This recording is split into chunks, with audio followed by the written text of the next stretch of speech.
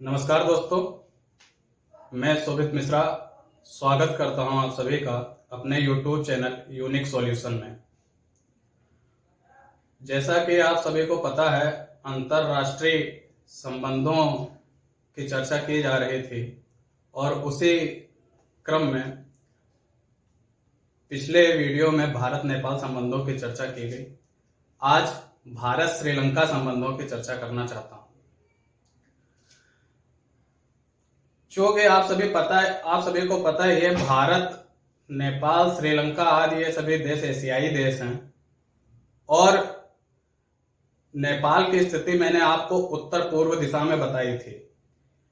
अब आप सभी को समझने के लिए मैं आज इस कंफ्यूजन को दूर कर देना चाहता हूं।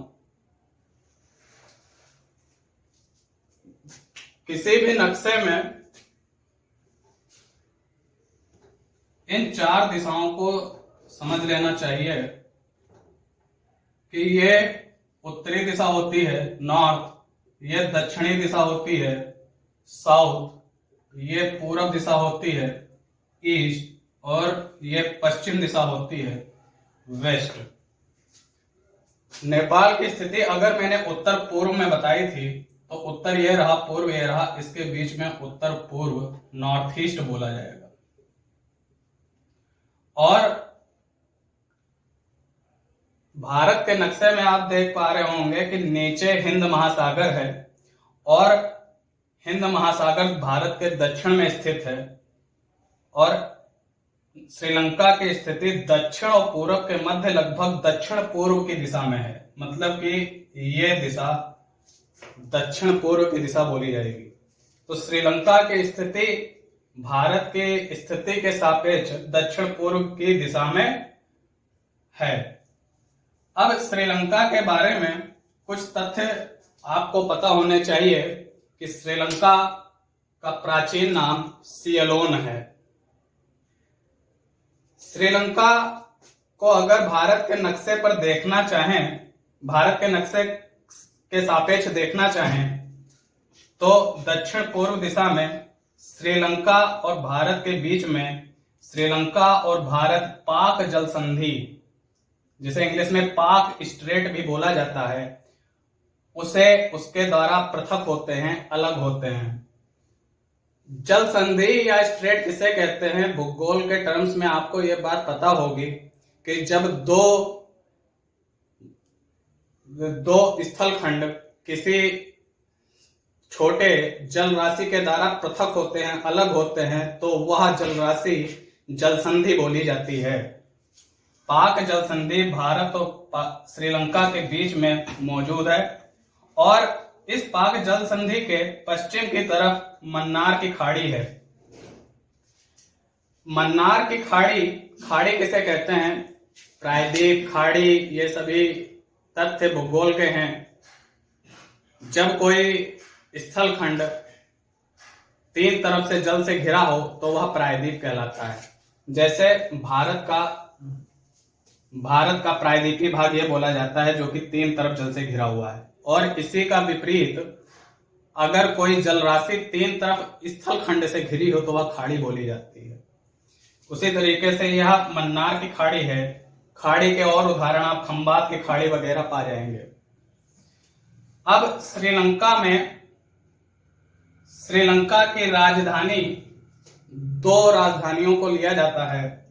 एक राजधानी है श्री जयवर्धनपुरे कोट्टे, यह श्रीलंका की विधायी राजधानी है जिसे लेजिस्लेटिव कैपिटल भी कहा जाएगा। दूसरी श्रीलंका की कोलंबो राजधानी है जो कि एग्जीक्यूटिव और जुडिशरी कैपिटल है। एग्जीक्यूटिव, कार्यकारी और न्यायिक राजधानी कोलंबो है। तो श्री जयवर्धनपुरे कोट्टे और कोलंबो दोनों श्रीलंका की राजधानी है। अब बात कर लें कि श्रीलंका में धर्म 70.2% बौद्ध धर्म है, 12.6% हिंदू धर्म है, 9.7% इस्लाम धर्म है और ईसाई धर्म को मानने वाले लोग 7.4% आते हैं। श्रीलंका और भारत के संबंधों की अगर चर्चा करें तो यह लगभग 25,000 सालों से भी पुराना है। अगर अपने रामायण में देखा जाए तो लंका का उल्लेख आता है। जब भगवान, जहां रावण रहने वाला था और भगवान राम ने लंका की चढ़ाई करने है तो पुल का निर्माण भी किया था, और वह पुल वाकई में आज भी मौजूद है, जिसे एडम्स ब्रिज कहा जाता है या राम सेतु भी कहा जाता है। यह राम सेतु भारत के रामेश्वरम के धनुषकोडी से प्रारंभ होकर यह द्वीप, भारत के एडम्स ब्रिज भारत के रामेश्वरम के धनुषकोडी से प्रारंभ होकर श्रीलंका के मन्नार द्वीप तक जाता है। अब आपको यह भी याद है कि अशोक, मौर्य साम्राज्य का शासक, उसने बौद्ध धर्म का प्रचार प्रसार करने के लिए अपने बेटे महेंद्र और बेटी संघमित्रा को श्रीलंका में भेजा था। आज हम देख पाते हैं कि श्रीलंका की आज एक बड़ी आबादी बौद्ध धर्म का पालन करती है। अब इसी आधार पर बौद्धिक, सांस्कृतिक, धार्मिक और भाषाई संबंध दोनों देशों के बीच आज भी स्थापित हैं। भाषाई संबंध की बात कर लें तो श्रीलंका के उत्तरी भाग में श्रीलंकन तमिल रहते हैं। अब तमिल से आप रिश्ता तमिलनाडु से लगा रहे हैं तो आप इस बात को सोच सकते हैं कि अगर तमिलनाडु में तमिल भाषा का इस्तेमाल किया जाता है तो श्रीलंका में रहने वाले तमिलों के द्वारा भी तमिल भाषा का इस्तेमाल किया जाता होगा। तो श्रीलंकन तमिलों के द्वारा जब तमिल भाषा का इस्तेमाल होता है तो वहां पर इस आधार पर बौद्धिक, सांस्कृतिक, धार्मिक और भाषाई संबंध आज भी मजबूत बने हुए हैं। अब बात कर लें कि भारत और श्रीलंका दोनों देश सार्क और बिम्स्टेक नामक संस्थाओं के सदस्य देश हैं। अब सार्क और बिम्स्टेक क्या है? कई देश आपस में मिलकर के क्षेत्रीय सहयोग को बढ़ावा देने के लिए इस प्रकार के संगठन बनाते हैं, उसमें अपनी भागीदारी रखते हैं तथा अन्य देशों के साथ मित्रता संबंधों को बढ़ाने हैं तो वहां पे अपनी आर्थिक गतिविधियों को बढ़ाने के लिए आपसी सहयोग है तो इस प्रकार के संगठनों का गठन किया जाता है। सार्क, जिसका पूरा नाम south Asian association for regional corporation है, जिसकी स्थापना 8 दिसंबर 1985 को बांग्लादेश के ढाका में हुआ था और जिसमें मौजूद सदस्य भारत, पाकिस्तान, अफगानिस्तान, नेपाल, भूटान, बांग्लादेश, श्रीलंका, मालदीव आदि देश आते हैं। फिर से सुन लें, सार्क में मौजूद देश भारत, पाकिस्तान, अफगानिस्तान, नेपाल, भूटान, बांग्लादेश, श्रीलंका और मालदीव आते हैं। इसी प्रकार बिम्स्टेक, जिसका पूर्ण रूप होगा Bay of Bengal initiative for multi sectoral technical and economic cooperation, इस बिम्स्टेक में चूंकि इसके नाम में बे ऑफ बंगाल आ रहा है तो बंगाल की खाड़ी के मौजूद आसपास के देश बिम्स्टेक के सदस्य हैं। और इस बिम्स्टेक के जो सदस्य देश हैं इनको आप ध्यान रख सकते हैं इन्हीं के कुछ शुरुआती अक्षरों से, बांग्लादेश, इंडिया, और बी से एक नाम और ध्यान रख सकते हैं, Bangladesh, Bhutan, India, Myanmar, Sri Lanka, Thailand और एक देश नेपाल।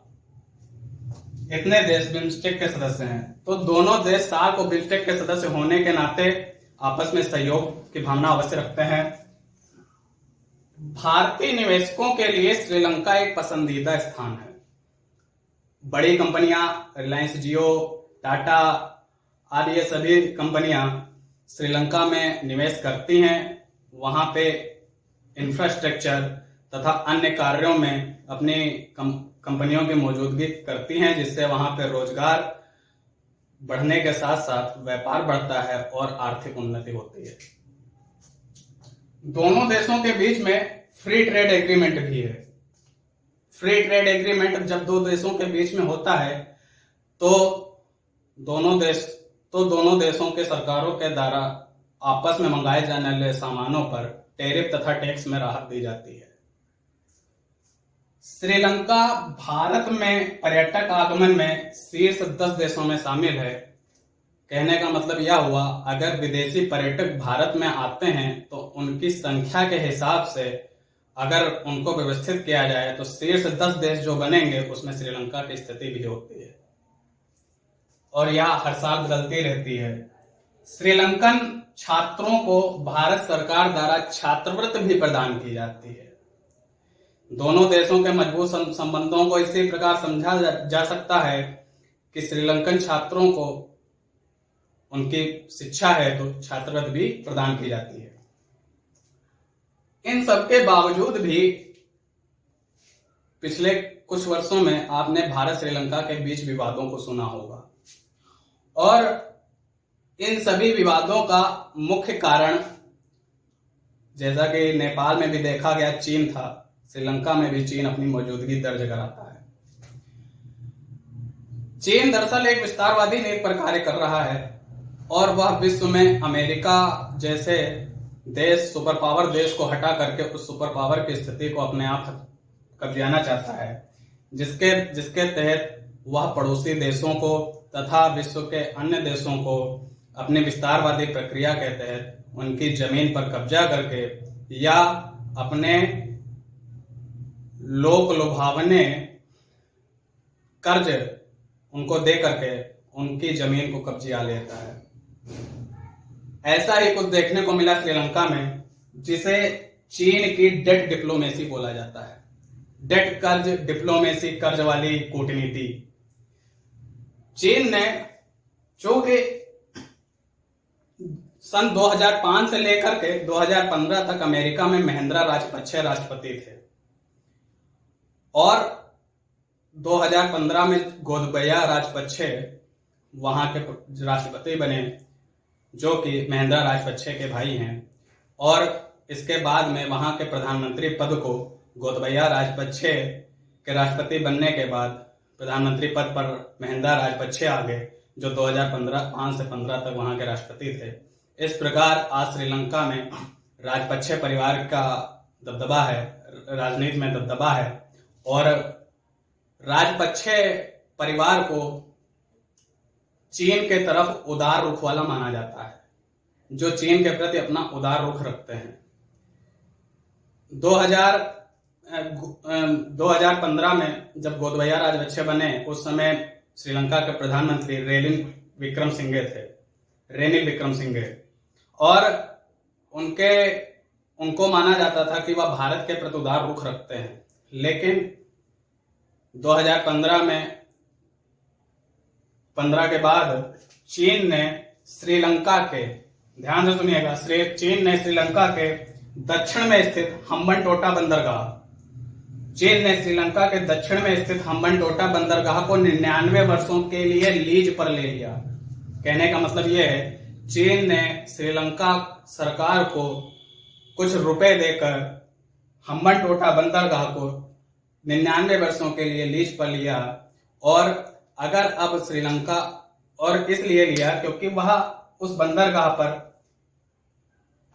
कहता है कि वह अपने समुद्री जहाजों, चीन से होकर के जो हिंद महासागर से होते हुए अन्य देशों को जो जहाज जाते हैं, उनकी रिफ्यूलिंग, उनकी मरम्मत आदि, इस कार्य को कहते हुए उसने हम्बनटोटा बंदरगाह को लीज पर लिया। लेकिन वास्तव में देखा जाए तो चीन हम्बनटोटा बंदरगाह का सैन्य इस्तेमाल करना चाहता है और वह भारत के तरफ, चारों तरफ कुछ इसी तरीके के बंदरगाहों को स्थापित करके वहां पर अपने सैनिक अड्डे बनाने की फिराक में है।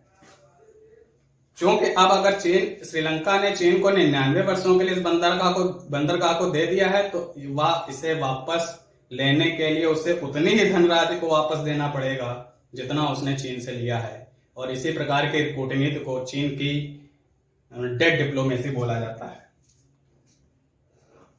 और इसके साथ ही, डेट डिप्लोमेसी के साथ ही, चीन श्रीलंका में अवसंरचना निर्माण में श्रीलंका की मदद करता है। चीन श्रीलंका को हथियार भी उपलब्ध कराता है। यह तो रहा। इसके साथ ही इस बंदरगाह में हम्बनटोटा बंदरगाह को समझ लिया। इस श्रीलंका के पश्चिम में एक बंदरगाह मौजूद है जिसे कोलंबो बंदरगाह कहा जाता है, और इस कोलंबो बंदरगाह को चीन ने विकसित किया है। लेकिन इसके ईस्ट कंटेनर टर्मिनल को विकसित करने के लिए भारत और जापान और श्रीलंका के बीच में सहमति बनी है। लेकिन चीन के द्वारा कोलंबो बंदरगाह को विकसित करने के कारण ईस्ट कंटेनर टर्मिनल पर भी बादल मंडरा रहे हैं। दोनों के बीच में बंदरगाहों को लेकर और चीन की मौजूदगी को लेकर ही केवल विवाद नहीं है, साथ में दोनों देशों के बीच मछुआरों को लेकर भी विवाद है। जो कि आप जानते हैं, पाक जल संधि और मन्नार की खाड़ी, इन्हीं के द्वारा पृथक होते हैं भारत और श्रीलंका। तो दोनों के समुद्री क्षेत्र आखिर किस सीमा तक आते हैं, यह विवाद है। और इसी विवाद के चलते दोनों देशों के मछुआरे आपस में जान नहीं पाते हैं कि आखिर उसे किस सीमा तक मछलियों को पकड़ना है, और इसी गलती को करते हुए दोनों देशों के मछुआरे सीमा को पार करते हैं, जिसके फलस्वरूप वहां की नौसेनाओं के द्वारा उन मछुआरों को बंदी बना लिया जाता है। तो मछुआरों का मुद्दा भी दोनों देशों के बीच में एक विवाद का कारण है। अब दोनों देशों के बीच में किस प्रकार क्या सुझाव हो सकते हैं कि इस प्रकार के उत्पन्न हुए विवाद आगे भविष्य में ना उत्पन्न हो। तो श्रीलंका ने भारत को यह आश्वासन दिया है कि उसने जो हम्बनटोटा बंदरगाह को चीन को लीज पर दिया है, उसका उपयोग वह चीन को सैन्य उपयोग हेतु नहीं करने देगा।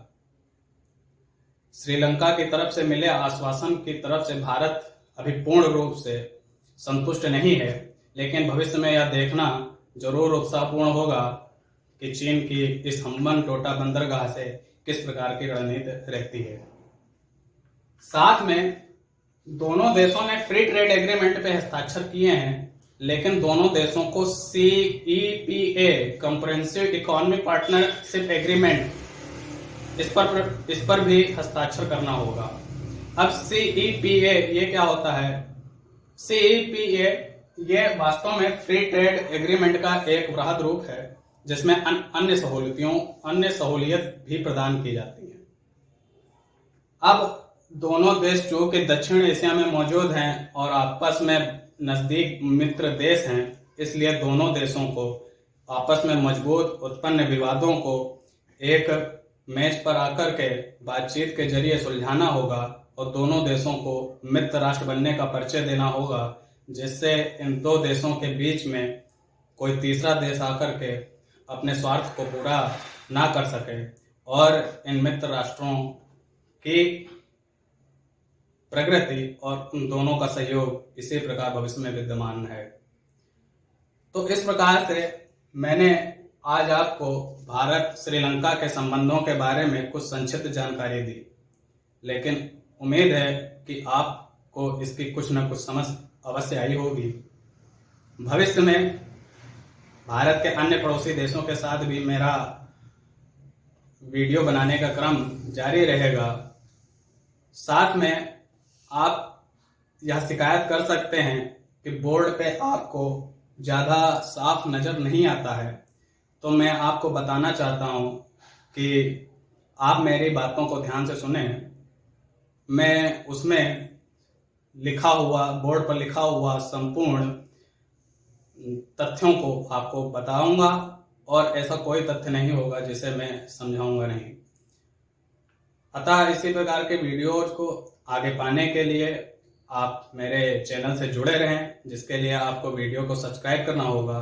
साथ में वीडियो को लाइक करें, शेयर करें तथा कमेंट में अपने सुझावों को देना ना भूलें। धन्यवाद।